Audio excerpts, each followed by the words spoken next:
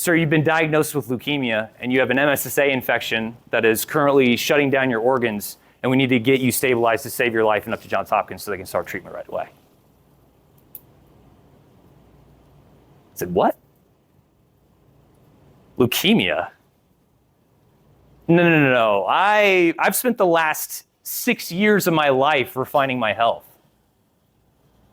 I spent the last 6 years meticulously planning my workouts every single morning, meticulously planning what I was going to eat, meticulously planning every sleep that I got, every book that I read, everything down to the last minute of my day was planned. And you're telling me I have leukemia?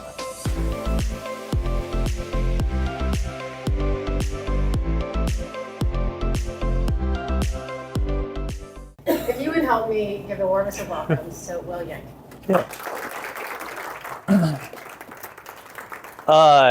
Thank you so much for having me at something like this. I greatly appreciate it. Today I wanted to talk about leading with purpose, growing with gratitude.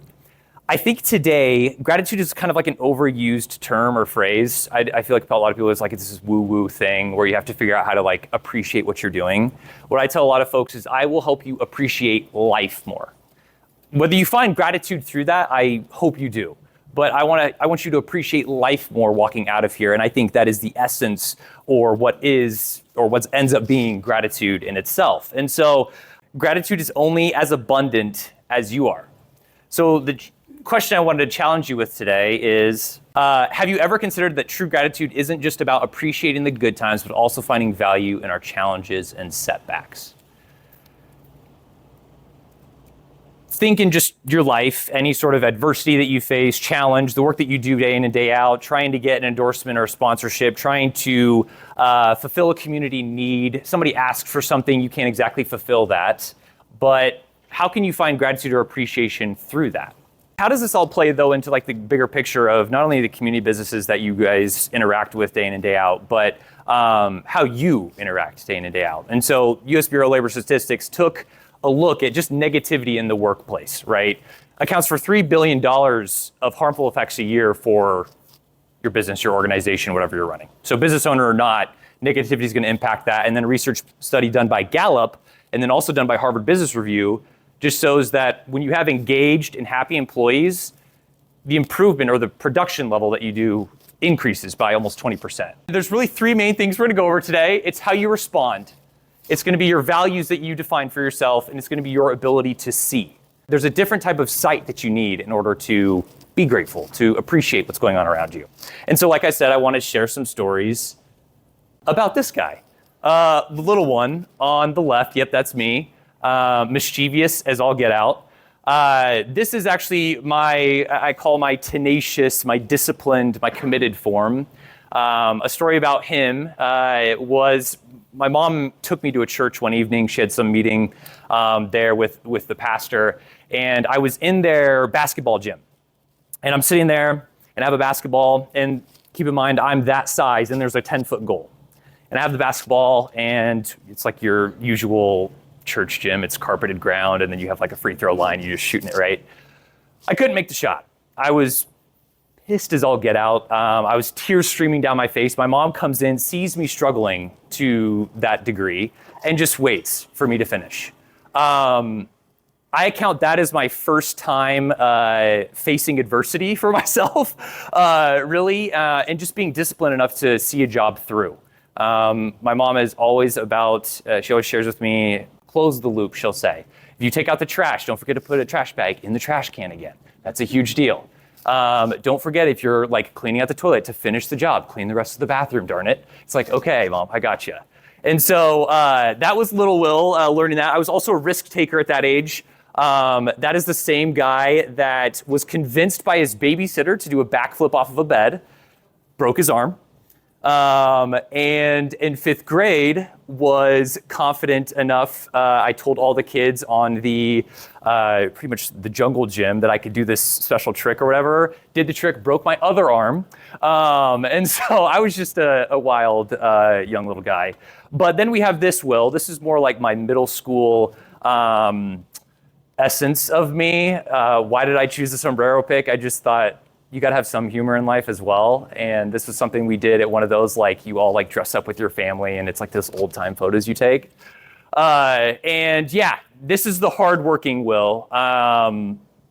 In my middle school years, my stepdad and I started a lawn mowing business in North Platte. We had commercial properties, residential properties, et cetera. And so my weekends were mowing lawns, working hard, and trying to figure out how to make a paycheck. And then once we were done with the lawns and everything else, I was able to go play, do whatever I wanted. But from an early on, I was like, okay, I got to figure out how to do this thing. I enjoyed money, enjoyed saving it. I know that's kind of a material ideal, but it really did teach me the essence of hard work, and I have much greater appreciation for that today than the money that I made during that time. And so moving forward, we press on to the high school years. Yes, you're going to see shirtless photos of me. It's okay. Yeah, that's high school, Will. A good time, to say the least. But I actually moved from Nebraska to Indiana my sophomore year of high school. Okay. So what was difficult about that was I pretty much had to learn to be a chameleon. I had to learn how to do emotional flexibility, something that you probably have to do, all of you have to do day in and day out with the people that you interact with, I can imagine. But I had to learn how to jump into social groups, friend groups that were already deeply seated in the town. And I went from North Platte High School to an even smaller high school, if you can imagine that, in Indiana. Our graduating class was about 100 people. And it was in the middle of a farm field. And yeah, it was called Oak Hill, not the Oak Hill that Carmelo Anthony went to, if you guys know who that is, but just a small farm school. But yeah, learned how to be a chameleon, started to get emotionally flexible, you could say. I'd say this was also the first time that I started overcoming, I guess, doubts. I created belief in myself, more or less. There was a summer that I tried out for the basketball team my junior year. My junior year, I tried out for the basketball team again, like I had every year prior. And I was the only one that had gone to every single summer function, every single early game practice. I met with the coaches. I was doing training on the side. I was doing drills, weightlifting, et cetera. And that year, in my coaches meeting, I was told I was going to play on the C team. I was pissed. I was like, you're kidding. I was the only, and of course there was guys more talented, bigger, stronger than I was. That pissed me off, quite frankly. And so what I just chose to do, they asked me, they were like, hey, would you like to, play on the C team? We'd love to have you. You work really hard. You're really good for our team. You have good culture, aura about you. I think a lot of people like that about you. I was like, great. Yeah, no, I'm not going to do that. Thank you, though. And I transitioned over to track and field, something that I finally wasn't just average at. I was actually decently good at. And junior year, started track and field, ended up jumping like 6'4" in high school. In the high jump, and then transitioned to triple and long jump in college. And so I was really just focused on, I guess, ironically enough, one of my basketball coaches actually gave me one of my favorite quotes. But he's a really good guy. His name's Coach Strange. And he said, never be embarrassed of hard work.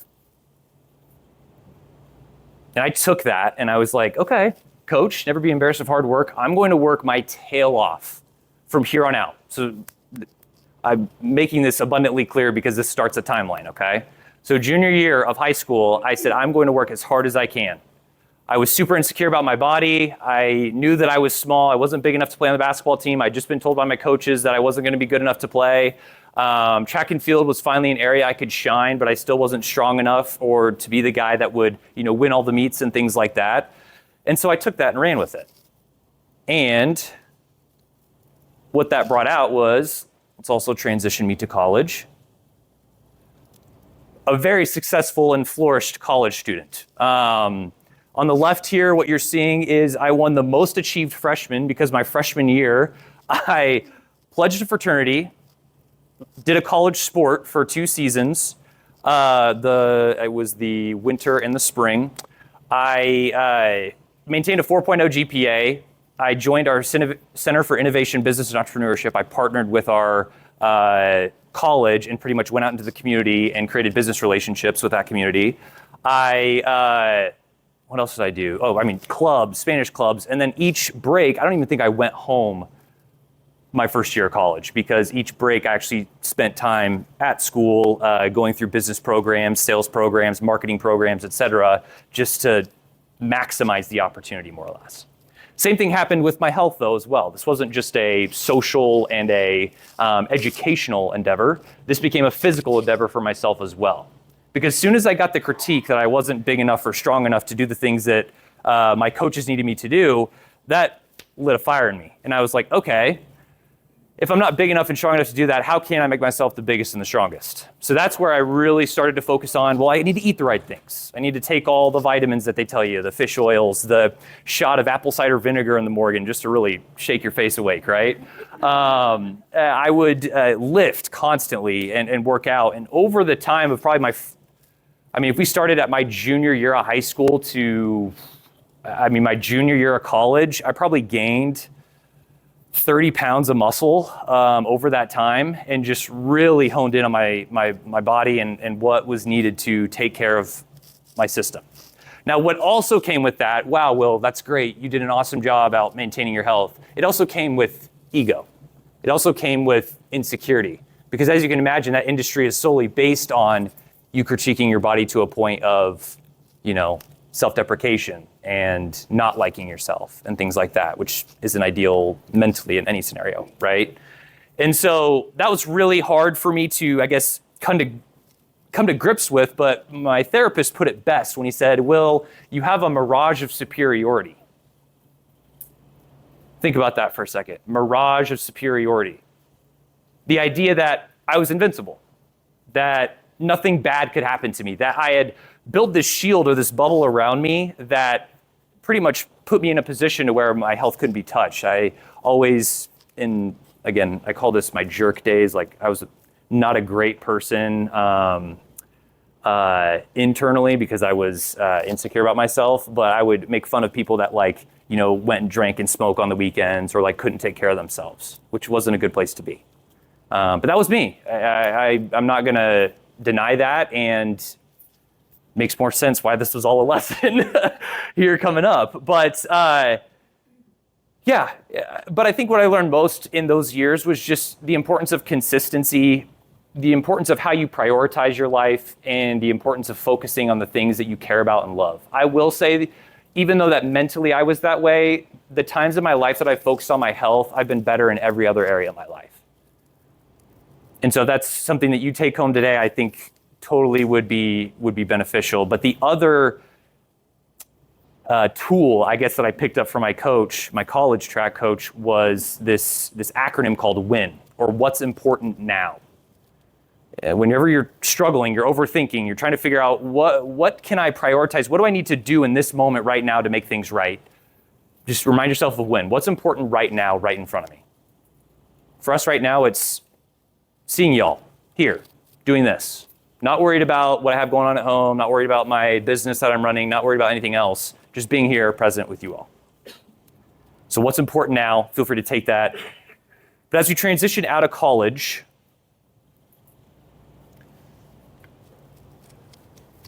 well, I guess I wasn't even transitioned out of college. It would have been the summer of my junior year. I get an internship out in Washington, D.C. I was on Capitol Hill working for a headhunting firm. We'll never do that again. Recruiting is awful. Did not enjoy that one bit. Lived out in DC. I was actually kind of temporarily homeless for a second. I lived at an Airbnb for 2 weeks, figured out that was way too expensive, and ended up moving in with my boss that was out there, who was also a graduate of my college or an alumni of my college. And so that's his apartment there. But still, as you can tell, maintaining life, cooking, and making sure that I'm taking care of myself. That's stuffed peppers. Anybody love a good stuffed pepper? Yeah, those are awesome. And so really just continue to take care of myself. And yeah, I was like, all right, life is good. This should be fine. I can survive the summer, get back to home, and we'll be good. And then I get diagnosed. So the prior photo was the last photo that was taken June 3rd, I think it said, 2018. It was a rainy, I remember it, June 20th, I believe, of 2018. I had been diagnosed with mono a week past because I had a sore throat that was super bad.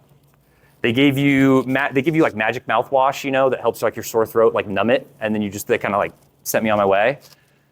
So I laid in bed for a week and a half, and my boss was just like, take your time, get to feeling better. You have mono. You've probably kissed people in the past, I'm sure. I was like, yes, I have. And then we'll see you in a week when you come back to work, right? I was like, great, cool. And so one evening, like I said, that June, I think it was 19th or 20th of 2018, I tried to get up and go to the fridge to get a bottle of water.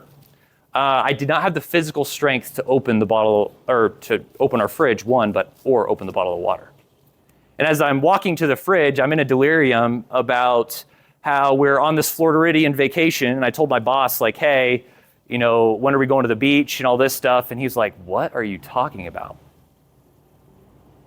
And he's like, Will, I'm taking you to the ER right now. We're going to go. I was like, okay. Obviously not having really any of my own inhibition at that time. He just kind of guided me there. And we arrived. And this was my arrival. I couldn't walk at the time. I had no cognitive understanding. I don't know if you can tell, that's the paper that I'm supposed to be signing to put myself into the ER. And I can't even handle what's in front of me. This was me laying down for the first time and just toasted. I was not doing well. But we get to the ER and they start running tests on me. They start doing blood work, all the normal things that you would do. And within, I would say, 5 or 10 minutes, their doctor rushes in and he goes, hey, we got to get this guy stabilized. We got to get him to Johns Hopkins just north of here in Baltimore, Maryland. I'm like, why? He's like, sir, you've been diagnosed with leukemia and you have an MSSA infection that is currently shutting down your organs, and we need to get you stabilized to save your life and up to Johns Hopkins so they can start treatment right away. I said, what? Leukemia? No. I've spent the last 6 years of my life refining my health. I spent the last 6 years meticulously planning my workouts every single morning, meticulously planning what I was going to eat, meticulously planning every sleep that I got, every book that I read, everything down to the last minute of my day was planned. And you're telling me I have leukemia? I actually laughed at him. And he said, son, we need to call your mom or a family member or a guardian. We need to be able to get someone in contact that, can help us, make some decisions to move forward. I said, okay. I got on the phone. I called my mom. I said, this doctor thinks I have leukemia. Haha, just talk to him. Handed her the phone. Keep in mind, my mom's 10 hours away in Indianapolis or in Indiana. She has no idea. It's probably about 2 a.m., I think. They get the phone call, immediately pick up. I can't remember if it was my stepdad that picked up first or my mom. And they go, okay, let us know what we have to do. God love my mom. She beat me to the hospital and had an entire treatment path by the time I even made it to Johns Hopkins, even though I was only 45 minutes down the road. So you explain that to me, I don't know. Okay. That's just what moms do. That's right. What this really led to, that was right when I got to Hopkins. I was put on a vent. My heart was, all the things that were going on with me was I had the MSSA infection and leukemia, of course, but my blood stopped coagulating, my eyes stopped dilating, my kidneys were shutting down, my heart was failing, and if you can't tell, my arm is like this big. I was holding water weight, and I ended up gaining 60 pounds of fluid. I went from someone that was 180 pounds to 230 overnight. Because they were trying to just stabilize me, get me okay, make sure I was doing all right. They threw a central line in my jugular and my neck as soon as I got in, and I got connected to about 10 different lines here. Oh. I got connected in that farthest left photo, like 10 different lines, which was a mixture of antibiotics, fluids, chemo, you name it. I think I was getting pumped at that time. Morphine, I was in so much pain. I was on a morphine pump for about 2 weeks and just lived there. The MSSA infection was actually what was going to kill me first before the leukemia could even touch me. And if you see these red splotches on my body, that was the MSSA infection eating my skin, muscle, and tissues from the inside out. To this day, I still can't move my wrist back because it ate muscle and tissue out of my arms. And then I have a big shoulder spot here, the one that you see there, right here. That's just a giant scar as well. From there, what came out of this was a 4-year stint of fighting cancer. I fought leukemia. I got into remission twice. 3 times, relapsed twice. And I was given a state-of-the-art treatment. Traditional chemotherapy did not work for me. I went on a pediatric protocol because at this time I was 21 years old. They put me on a PEDS protocol. Did not work. We ended up going to what is called CAR T cell therapy. So I don't know if you guys know this, but CAR T cell therapy is like a state-of-the-art, pretty much using your own B cells and T cells to fight cancer for itself, which is pretty cool. It's non-toxic. It's an immunotherapy, you could say. But went through that treatment. It got me into remission for 6 months for the first period. And then I relapsed. Relapsed for about 2 months. They gave me another dose. And then I went back into relapse again, or remission again for a period of like 2 months. And then had to go back in for the big guns. Big guns being chemo cocktails, immunotherapies, anything that would get the counts down so that I could get a stem cell transplant from my sister. My older sister. So ended up getting a stem cell transplant from my older sister.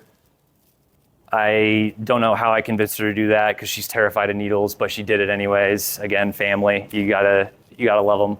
But yeah, now any crime that I commit moving forward is half her and half me. So she will now be forever a part of whatever I do. She doesn't appreciate me saying that ever, but I say, I'm not that bad. I won't take that big of a risk. Come on. But this was a period of time where I had to relearn how to walk. I had to relearn how to eat. I had to relearn how to write. I couldn't toilet myself. Keep in mind, I'm a 21-year-old man, and I have a 24-year-old nurse just out of school giving me a bath. Not ideal. And yeah, I couldn't walk, so they slinged me into this sling. Through this time, I lost any dignity that I had for myself. I lost my identity. I have a specific story of this. For the first time when I was actually able to walk and toilet myself, my sister had picked me up one night, and my mom, and they'd gotten me to the bathroom. And this was probably the first time I'd used my bathroom by myself at all throughout the entire experience. And I walked in, I used the restroom, whatever, and for the first time I walked over to the sink and I looked up in the mirror. I couldn't recognize myself. The hair that I had, my mom shaved. Apparently I'd asked to do that in this conscious coma I was in for about 2 weeks because of the trauma. Head was buzzed, my face completely puffed out because of the steroids. I was, again, all that water weight and everything was still on my body. And so realizing in that moment, I was like, I have a choice to make here, I think.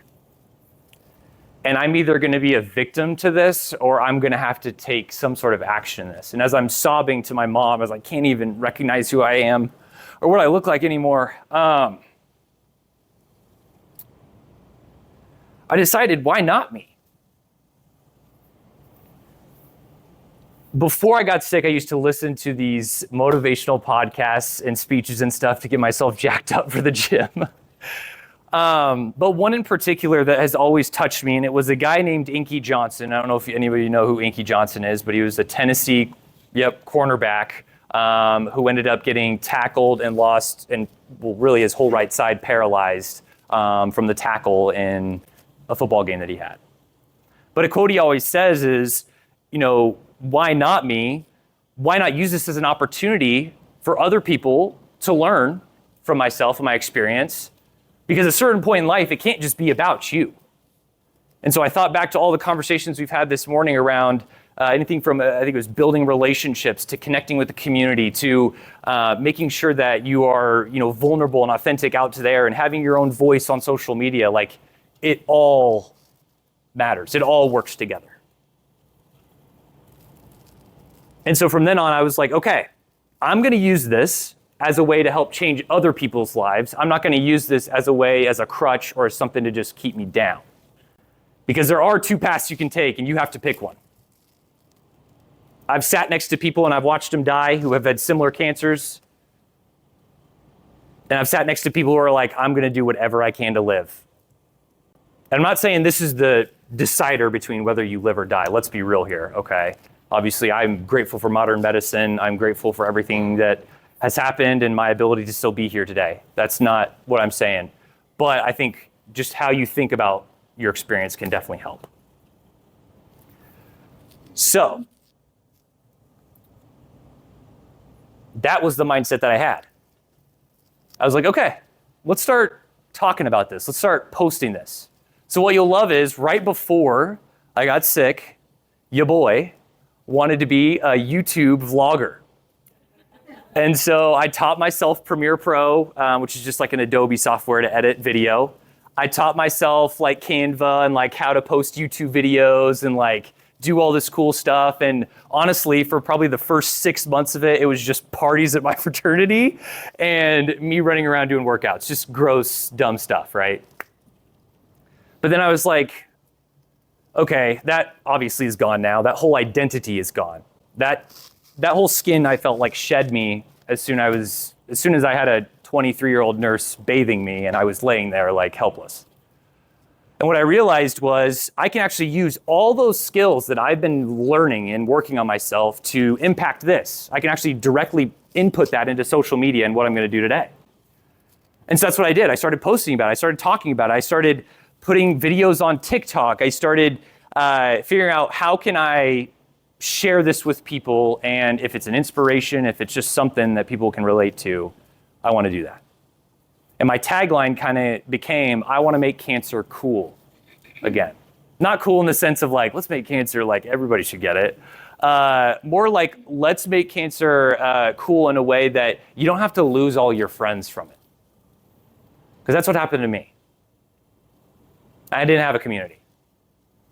And I have no distaste or anything that for the friends that did leave, but I know it's really hard to be around someone that's near death. And it's really hard to be around someone that you see your mortality in right in front of you, right? No one wants to face their mortality. That's why we have this invincibility complex. That's why we have that superior or barrage of superiority. So I went to work. I started lifting water bottles and I started riding on elliptical bikes and, just took advantage of everything that I was going through and then shared that with the world. And what that really created, and how this obviously starts to relate to gratitude, was people began to start noticing it. So Daily Mail picked up my story and they started talking about it. I ended up doing a TEDx talk for when I was in my 6-month remission. They came and called and asked if I would do a TED talk. I was like, sure, let's do it. Daily Mail picked up another one because I started to get big on TikTok, and yes, that's me doing dances with my nurses. This is my sister giving me her stem cells. But those things started to just explode online as I shared them. And then I started to share it personally with a podcast that I started. So hence the Illest cancer podcast. It was me and my another cancer survivor, Roni Biebring, talking about all of the, let's just say grungy things that you'd be curious about if you got sick. How do you have sex? How do you drink? Do you drink? How do you face that you're potentially dying? What do you do with diagnoses? How do you handle your mental health? What do you do in your free time? How do you spend it? All that stuff. Do you work? Do you not work? Do you go to school? Do you finish school? We talked about all of it. And then I posted on TikTok. That accrued 100,000 followers at one point. I haven't posted in quite some time, but I amassed a couple million views there. And I also started writing about it. So I'm an English lit major, of all things. I am in finance now. Don't ask me how that bridge was made. But an English guy through and through. And so I've started sharing that just via writing and how I think about things and the experience. I think when you share something like that, what you begin to create is an acceptance of it. like almost an appreciation for it. And I think that's what really, I think, pushed people forward because I started to create a community around it. I remember laying in my hospital bed and these million plus view TikToks had like thousands of comments. And I would spend some time in my hospital bed, since I had nothing better to do, replying to comments and sharing experiences with other people and creating a community around that, something that you all do or are working to do every day with your chamber. But just created a community around the people that were going through this with me and watching it with me, and it created a few just very cool, close-knit relationships. One was with another patient who, her family, she had osteosarcoma, which is a bone cancer. We became really close, and she was from Greece. She invited me out to Greece. I got like a private experience in Greece with her and her family. That was sick. You know, like the not known spots where all like the locals actually hang out. That was awesome. But those relationships are what ended up cultivating and creating through that experience. But now, how does this all come back to gratitude, I think, is what we're trying to address today. And what that looks like, I think it's an attitude, quite frankly. There were very few things I could control in my space when I did get sick. I wasn't able to leave the hospital. This was right around COVID time, keep in mind. So I got diagnosed in 2018. Fought cancer through 2018 to 2020, pretty much 2022. So I was right there in the middle of COVID. I couldn't leave the hospital. I was constantly at risk. And the only things I really could control while I was in there was pretty much my mindset and how I took care of myself day in and day out. And so that's what I really started to focus back on again. Something that I'd been working on, if you guys remember, for the past 6 years. Maybe not mentally, but we got there. Started seeing a therapist regularly. I started journaling, writing gratitudes, affirmations, goals, things that I wanted to achieve, experience, and do.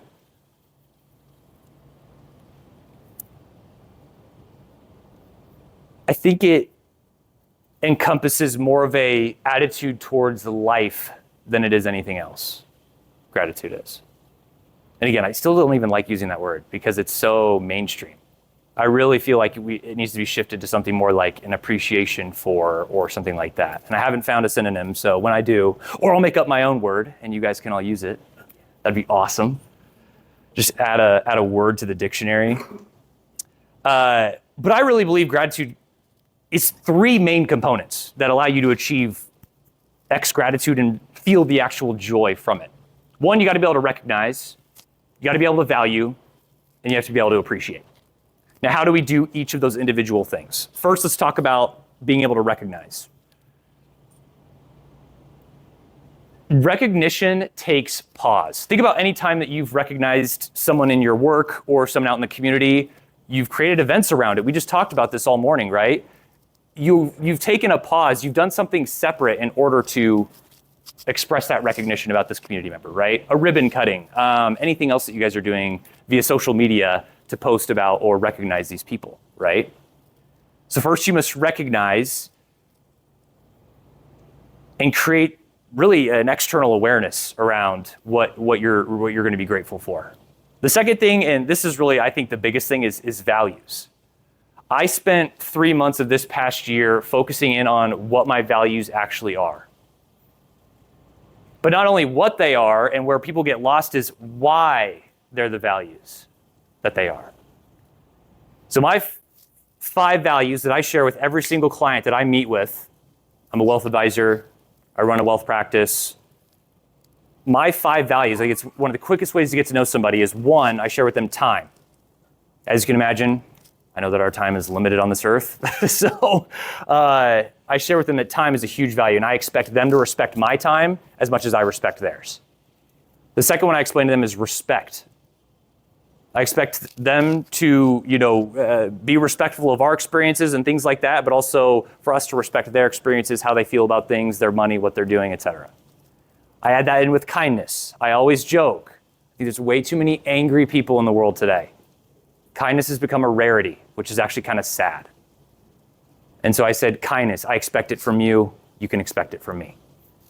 Last 2 are, 1 is, or third, 1, 2, 3, 4, I just learned how to count today. My 4th value is, consistency. I always tell them, you're always going to expect a consistent relationship from me. I'm always going to reach out to you. I'm probably going to be almost annoyingly persistent contacting you. But it's my effort to maintain our relationship and appreciate you as much as you appreciate me. And I think at some point, and I always tell them, you're welcome to tell me to slow down or stop or only reach out to you this many times a year or whatever. But I want to be there for their highs and their lows. I want to experience those things with them so they can know that I'm their trusted advisor, not just someone that kind of pops in, hey, you got 10 grand for me? Cool, we'll throw that in an account, peace, and then come back out, right? And then the last one is appreciation. Like I said, got to appreciate. I tell them I want to see that in the form of feedback from them. I want to see that in the form of, if we send them something, let us know that you received it. I want them to know that we're going to appreciate them greatly. And so as long as they can just deliver that back to us, we greatly appreciate that. Always looking for reciprocality here. I want that because that's what gives you energy back, right? If I have a relationship with a client that doesn't give me energy back, and I see that meeting on my calendar that week, I'm going to be like, oh God, I got to meet with John from Staples. What am I going to do? I want to be excited about the people that I meet with, hence the value, again, on time. But again, I think when we're looking at your values for yourselves, take this back to your leadership organizations, the board members, et cetera. Have those conversations and say, let's walk through what we believe our values are. When I first started that journey, my mentor told me, I said, these are my 5 most important values. He goes, really? He's like, that's funny. I see you live out this, and this value. I don't see you live out any of those values. And I was like, I love feedback. Thanks. And what I found out was I wasn't living the values that I found important to me at all. I wasn't respecting my time. I wasn't valuing it on myself. I wasn't appreciating myself the way I needed to. I wasn't being consistent in my day-to-day. He's like, I actually kind of just see you as just being an empathetic, decent leader, and da-da-da. I don't see you living out the time, the consistency, the respect, the kindness. I was like, okay, that's a truth teller right there. I put it as an example, I kind of wrote in my notes. Imagine you have a clean home and you value a clean home. And you come home one evening and your partner has just cleaned the home for you and you're just like, oh my gosh, I love you so much. Thank you. I appreciate you. I'm grateful for you, right? Now flip that. This is where the sight piece comes in. Now imagine you come home that same day, kitchen's a mess, but they just made dinner for you. Kids are screaming, running around. There's blocks everywhere. You step on a Lego as soon as you walk in. Son of a bitch. You're just like, you're hobbling you're setting your stuff down. Really, really hard to be grateful in that moment. Really hard to be grateful for your partner that just made dinner for you and probably picked up the kids for you so you didn't have to. And the kitchen's a mess, so you're just pissed off anyways. Maybe a bad day at work. That's where the sight piece comes in. It's an ability to recognize the littler things that are taking place in life. Full vulnerable moment. I recently ended a relationship or was in a relationship that I had to end. In that, I shared with her how important it is for me to have the little things appreciated or noticed. And I didn't fault her on not being able to. I don't expect, I pray to God she never has to go through a cancer experience or anything like this to have to see that. But with my future partner, I know that I'm going to want someone that can notice those things as well as I do, because I do pay attention to those little things that build up and create what is a really healthy, strong, powerful partnership with my partner. So, the components here. To recognize, you must be aware and open and looking for what to be grateful for. To value, you must define what and the why you're grateful for them. I had to do a reflection on what experiences in my childhood made me grateful for the things that I am today. So my time was because of my cancer experience. The respect was because I got bullied as a kid because I was a small, skinny guy, and my name was Will Yank. Imagine the amount of fun you can have with that. You're okay to laugh, it's fine. The kindness also fell under that route. The consistency was the appreciation that my mom always showed up for me. The appreciation for everything was the importance our family placed on always sending out thank you cards and thanking people and manners. So I looked back on like, why are these things actually valuable to me? Why do I actually value these things? Now, once you figure out those values, guess what? It's 10 times easier to be grateful and appreciate because those are the things you start looking for once you recognize them. So now anytime, I just subconsciously noticed myself recently when I was dealing with a client, they had let me know they weren't gonna make a meeting and things like that, but they let me know a day ahead. And I said, hey, I actually really appreciate this a lot. Thank you for letting me know. I really value my time and I know I shared that with you and I really respect that you also do that too. I was like, do you mind if we reschedule? They're like, yeah, sure. Rather than someone reschedules with you and be like, all right, you suck, or just like whatever else you could come up with, right, to say to that person or try to convince them that they need to meet with you tomorrow. It's like, no, we'll just meet next week. It's okay. A year ago, I wasn't living that out like I should be. And that's what my boss was telling me when he gave me the feedback that he did. So then, lastly, to appreciate, you must realize you cannot truly appreciate anything if you don't understand the value it holds in your life. Hence the importance of finding said value and appreciating said value and recognizing those things. Just to kind of wrap up, I just wanted to share, physicians worldwide, you'd think would appreciate the money that they're making, what they're doing, et cetera. But at the end of the day, what they find most rewarding about their jobs is the gratitude and the relationships that they have with the people in it. I can imagine when you go home at night, you don't go back into your house and you talk with your spouse and it's like, oh my gosh, you know what I made today? $1,000, holla at you boy. No, you go in, hey, I talked to Sally over at the salon. She just had 2 kids. Oh my gosh, can you believe that their family's growing?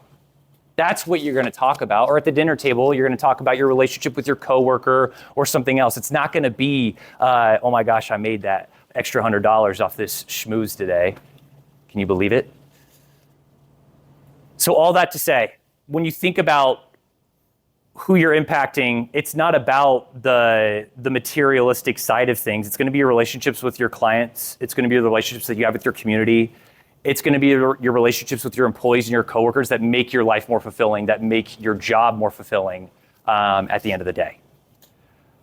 All that to say, I need you all to go. Positive responses. When someone criticizes the business, a community, respond with something you're positive or that you appreciate about either the thing that they're talking about or the community itself. So someone's like, oh my gosh, did you see that new bronze they just put downtown? Hate it. I actually really like that bronze. It was actually, I think, really well placed. And I'm not sure if you noticed, but that is the 13th one that they put in the town. And it has this X, Y, and Z meaning. Kind of fighting that sort of negative or complaint sort of mindset can kind of help reshift things for people. And hopefully, it may not impact you directly in that, but maybe the next conversation that they have with somebody is a little bit more positive. Second, define the values. I said, gather your leaders, employees, friends, explore and understand what you truly value, and then live by those. What you truly value, why you value it, and then go and live by it. And then lastly, small actions matter. Like I said, it's about appreciating the little things, the small actions. Focus on the small actions that you can take to help. Sometimes tiny efforts are the big difference to help you find gratitude.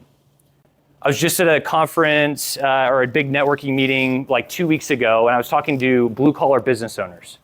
And I was sharing with them that, have you ever thought about the effect that your employees, the guys that are on site or the construction crew, their interactions with the outside public, how that might affect future business for you? They're like, oh no, I didn't really think about that. But what if that leads to just another sale or something like that? What if some guy walks up onto the site and is like, hey, I've been looking for somebody to do all this cement work for me. And the guy's like, fuck off, I'm trying to work. It's not gonna lead to another sale for you. So it's oftentimes the littlest actions or the littlest experiences, customer experiences, user experiences that end up affecting your bigger problems. How much revenue you generate, what you wanna do at the end of the day, how people appreciate your community. Okay? Appreciate you all. Thank you so much. This is awesome.